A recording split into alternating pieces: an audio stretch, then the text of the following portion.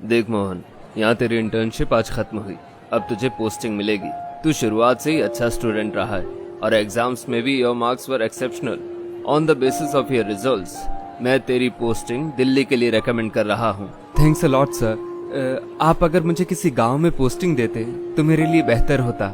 दिल्ली में पोस्टिंग के लिए लोग कहाँ कहाँ से जुगाड़ लगाते हैं, and you are saying Delhi के बजाय किसी गांव में जाना है। सॉरी सर, एक्चुअली मैं एक साधारण गांव का लड़का हूँ। जब मैं छोटा था हमारे गांव में एक बीमारी फैली थी। उसमें ना जाने कितने लोग बिना ट्रीटमेंट के मारे गए थे। हमारे गांव में हेल्थ सेंटर तो था, लेकिन वहाँ कोई डॉक्टर पोस्टेड नहीं था। अगर वहाँ डॉक्टर रहता तो उन सब की जान बचाई जा सकती थी। इसलिए मैं हमेशा से यही चाहता था कि ऐसे किसी गांव के लोगों के लिए कुछ कर सकूं। That's a very sad incident, Mohan, but I like your spirit. ठीक है, मैं तुझे गांव में ही पोस्टिंग दे रहा हूँ, धौलपुर में। 10 साल से वहाँ कोई डॉक्टर पोस्टेड नहीं है, और उसके पहले जो भी एक आध डॉक्टर थे वो 2-4 दिन से ज्यादा वहाँ नहीं रुके। ऐसा क्यों सर? गांव में फैसिलिटीज, सैलरी, अम्यूनिटीज सब कम है। सिटी में ज्यादा पैसे और बेटर लाइफस्टाइल मिलने के कारण वहाँ शिफ्ट हो जाना तो नॉर्मल बात है। आई गेस उन लोगों ने भी इसीलिए किया होगा। यू डोंट वरी, मैं केयर टेकर लोकेश को बता दूंगा। He'll take care of you in Dholpur. लगातार 3 ट्रेन चेंज करने के बाद जब मैं धौलपुर पहुंचा तो शाम हो चुकी थी। वैसे तो इस गांव में रेलवे स्टेशन है, बट मुश्किल से 2-3 ट्रेन ही यहाँ रुकती हैं। दूर दूर तक कुछ दिखाई नहीं दे रहा था, तो मैं पैदल ही चलने लगा। थोड़ा चलते ही दूर एक छोटा सा घर दिखाई दिया। घर के सामने एक अधेड़ उम्र का आदमी खड़ा हुआ था। आप शायद नए डॉक्टर साहब हैं। मैं लोकेश। ओह लोकेश जी, आप ही यहाँ के केयर टेकर हैं? हाँ सर जी, धौलपुर में आपका स्वागत है। आने में कोई दिक्कत तो नहीं हुई? सुबह से शाम हो गई पहुँचते पहुँचते, और क्या ही बताऊं। गांव की पोस्टिंग में यही दिक्कत है। चलिए सर, देर रात होने से पहले चलते हैं। आपके लिए रिक्शा बुक किया था, वो बाहर आपका इंतजार कर रहा है। यहाँ रिक्शा भी बुक करना पड़ता है? बाहर एक रिक्शा खड़ा था। चलिए सर जी, रिक्शा में बैठ जाइए, अपना सामान मुझे दीजिए। दोनों रिक्शा में बैठ गए। गांव में वैसे फैसिलिटीज तो कम है, लेकिन चारों तरफ की हरियाली देख के बहुत खुश हो गए। सिटी की पॉल्यूशन और ट्रैफिक से गांव लाख गुना अच्छा है। चारों तरफ हरा भरा खेत और बीच में से निकली पक्की सड़क, जिस पर चल रहा था हमारा रिक्शा। भैया, यहाँ से कितना दूर होगा हेल्थ केयर सेंटर? यहाँ से लगभग 12 किलोमीटर होगा साहब। अच्छा किया आप लोगों ने पहले से मुझे बोल कर रखा था। यहाँ शाम के बाद कुछ भी नहीं मिलता। अच्छा, मैंने सुना है यहाँ बहुत दिनों से कोई डॉक्टर नहीं है। हाँ सर, असल में इस गांव में कोई रहना नहीं चाहता। पंचायत ब्लॉक से कोई कंप्लेंट नहीं करता? वो लोग अगर सोचते तो हेल्थ केयर सेंटर ऐसे खाली थोड़ी रहता। खासकर बारिश के टाइम में यहाँ मलेरिया का प्रकोप बढ़ जाता है। हर साल कम से कम 100 लोग मलेरिया से मारे जाते हैं। थोड़ी देर चलने के बाद रिक्शा एक गेट के सामने रुका। इलाका पूरा सुनसान था। रिक्शा वाले को भाड़ा देने के बाद हम अंदर आ गए। धीमी धीमी लाइट में मैंने अपने क्वार्टर की तरफ देखा। 2 मंजिला क्वार्टर, दीवारें सीलन से भरी हुई, चारों तरफ घना अंधेरा। पूरा कंपाउंड जंगली घास से भरा हुआ था। लग ही रहा था कि बरसों से यहाँ कोई नहीं आया। क्वार्टर का दरवाजा खोलकर लोकेश जी बोले, क्या देख रहे हैं सर, अंदर चलिए। ये देखिए सर, ये आपका रूम है। आज सुबह ही सफाई करवाई है। मेरा रूम रोड के उस पार है। आपको कोई भी चीज की जरूरत हो मुझे फोन कर देना। और हाँ, रात को खाना पीना हो जाने के बाद बाहर मत जाइएगा, खासकर 10 बजे के बाद। क्यों, चोर लुटेरे आते हैं क्या? नहीं सर, वो आसपास जंगल है ना, तो सांप निकल सकता है। ये लीजिए टॉर्च, रात में काम आएगा। ठीक है, मैं चलता हूँ। ओह हाँ, मैं जरूरी बात तो बताना ही भूल गया। ये जो साइकिल दिख रही है, ये आप इस्तेमाल कर सकते हो। गाड़ी में तेल भरवाने 40 किलोमीटर दूर जाना पड़ता है। रिक्शा ऑटो तो मिलता ही नहीं। हाँ, मेरे लिए साइकिल ही ठीक है। रात में खाना खाने के बाद धौलपुर पहुंचने की खबर घर पर दे रहा था। अचानक बाहर से बारिश की आवाज आने लगी। खिड़की के बाहर देखा, बाहर बहुत तेज बारिश हो रही थी। अचानक एक आवाज से मैं चौंक उठा। ऐसा लगा कि कोई ऊपर की सीढ़ी से नीचे चलकर आ रहा है, पर मुझे जितना पता है ऊपर तो कोई नहीं रहता। इतनी रात को कोई चोर तो नहीं। बाहर बारिश तेज होने लगी। टॉर्च लेके पैरों की आवाज को फॉलो करते हुए सीढ़ी से ऊपर की तरफ आया। सीढ़ी पेड़ के पत्तों से भरी हुई थी। ऊपर की सीढ़ी की तरफ लाइट को घुमाते ऐसा लगा सामने से कोई गुजरा। अच्छे से चारों तरफ देखा पर कोई नजर नहीं आया। नहीं, कोई भी तो नहीं है। क्या सच में कुछ था कि मेरे मन का वहम है? यहाँ कुछ तो गड़बड़ चल रही है। कल पता करना होगा।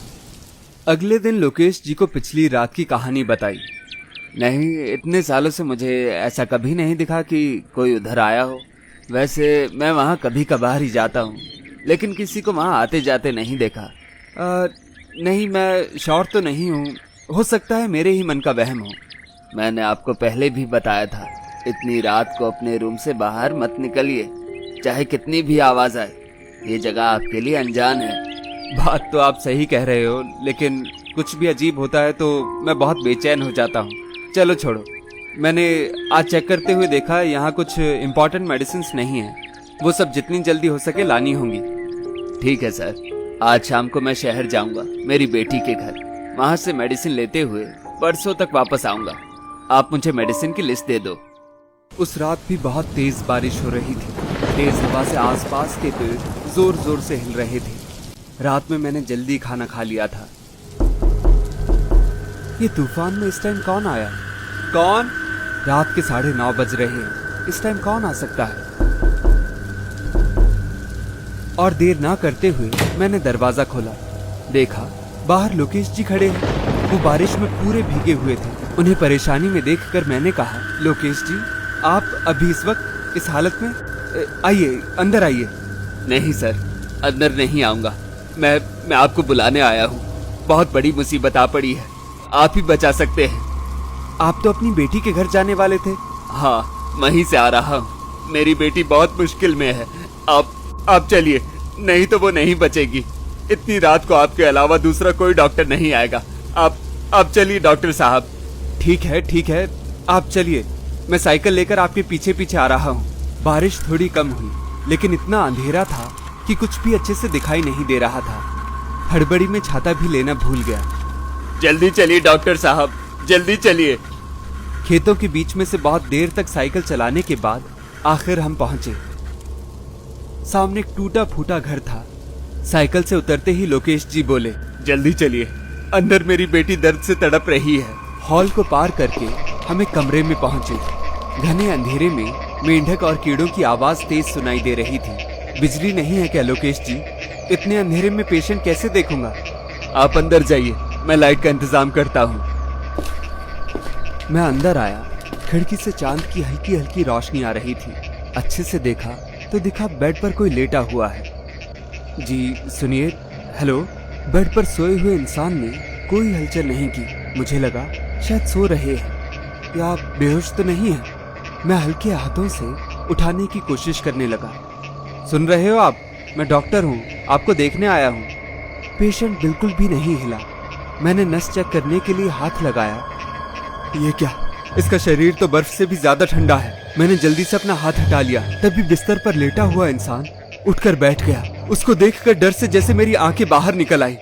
एक कपड़े में लिपटी हुई लाश। उसकी सड़ी हुई बॉडी से तेज बदबू आ रही थी। उसकी आंखों की जगह आंखें थी ही नहीं, काले गड्ढे थे। चारों तरफ मकड़ी के जाले, चमगादड़ और हर तरफ से चूहे निकल आए। लोकेश जी, ओ लोकेश जी, कहाँ हो आप? ये आप मुझे कहाँ ले आए?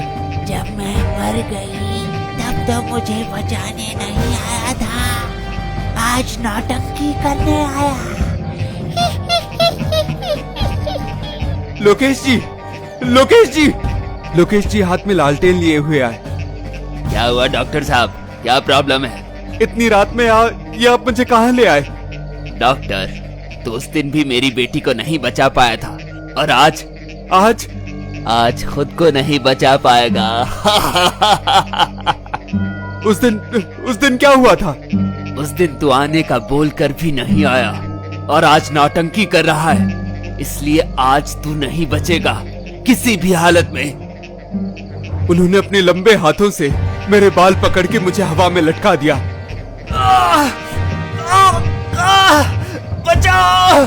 वो औरत बोलने लगी, आज जाके मुझे शांति मिली। तड़पा के मारो इसको, मुझे इसका ताजा खून चाहिए। आज इसका खून पीकर अपनी रूह को फिर से जिंदा करूंगी। मारो इसको। डॉक्टर साहब, ओ डॉक्टर साहब। एक धीमी आवाज आ रही थी खिड़की के बाहर से। देखा और एक लोकेश खिड़की से झांक रहे थे। ये कैसी माया है, बाहर भी लोकेश और अंदर भी। अचानक अंदर के इंसान का चेहरा बदलने लगा। उसके चेहरे से मांस निकलकर हड्डी बाहर आ चुकी थी। तभी लोकेश जी ने बाहर से कुछ अंदर फेंका। मैं बाहर भाग के निकल आया। जल्दी साइकिल पर बैठिए सर, जल्दी। मैं जल्दी साइकिल पर बैठा। पीछे से भूतों की आवाज आ रही थी। अरे कहाँ भाग रहा है? वापस आ जा, आज तुम लोगों को नहीं छोड़ेंगे। साइकिल से मत उतरना सर, इसमें लोहा है। जब तक आप लोहे की टच में हो, ये आत्माएं हमारा कुछ नहीं बिगाड़ सकती। जल्दी चलिए सर, जल्दी चलिए। मुझे साफ साफ बताइए, ये सब क्या चल रहा है? बताता हूँ सर। उस इंसान का नाम दुर्गेश है। वो गांव का चौकीदार था। बीवी के मरने के बाद वो अपनी बेटी के साथ ही रहता था। लगातार 10 दिन से उसकी बेटी बुखार में तड़प रही थी। बेटी की जान बचाने के लिए दुर्गेश दूसरे गांव के डॉक्टर के पास गया, लेकिन डॉक्टर बहुत लालची था। जो भी उसके पास जाता, उन सबको अपने बनाए हुए हॉस्पिटल में रेफर करता, जिससे बीमारी के नाम पर लाखों पैसे लूट सके। पूरे 14 दिन तकलीफ झेलने के बाद जब उसकी बेटी ने दम तोड़ा, तो 1 हफ्ते तक वो अपने घर से नहीं निकला। जब घर के बाहर बदबू आने लगी, तो गांव वालों ने घर का दरवाजा तोड़ा। अंदर जाकर देखा दुर्गेश की सड़ी हुई लाश, जो कुर्सी पर बैठा हुआ था, और गोदी में उसकी बेटी। दोनों की बॉडी पूरी सड़ चुकी थी। दुर्गेश ने भी अपनी बेटी के मरने के बाद गम में सुसाइड कर लिया था। ये बात आपको बताने में मुझे अजीब लग रहा था। आप एक डॉक्टर हैं, ये सब कहानी में आप यकीन करेंगे कि नहीं? अब समझा, मैं उनके गुस्से का शिकार हुआ था। लेकिन मैं वहीं मिलूंगा, यह आपको कैसे पता चला? काम जल्दी खत्म हो गया था और तूफान की वजह से मैं बेटी के घर नहीं जा पाया। तभी देखा आप इतने तूफान में भी तेजी से साइकिल चला के जा रहे हैं। मुझे शक हुआ, फिर मैं भी आपके पीछे पीछे आने लगा। आपको जब वो बालों से पकड़ के रखा देखा, तब लोहे की बोतल ही मैंने फेंक के मारी थी आपको बचाने के लिए। बहुत बहुत शुक्रिया आपका। आपका ये एहसान मैं कभी नहीं भूलूंगा। लेकिन आज के हादसे के बाद मैं ये प्रण लेता हूँ कि मैं धौलपुर छोड़कर कभी नहीं जाऊंगा। अगर मैं अच्छे से काम करूं और गांव के लोगों की सेवा कर पाऊं, तो शायद दुर्गेश जैसे और हादसे नहीं होंगे, और उन दोनों की आत्माएं भी सभी डॉक्टर्स को माफ कर देंगी। माफ करेंगी सर, जरूर माफ करेंगी, ये मेरा यकीन है।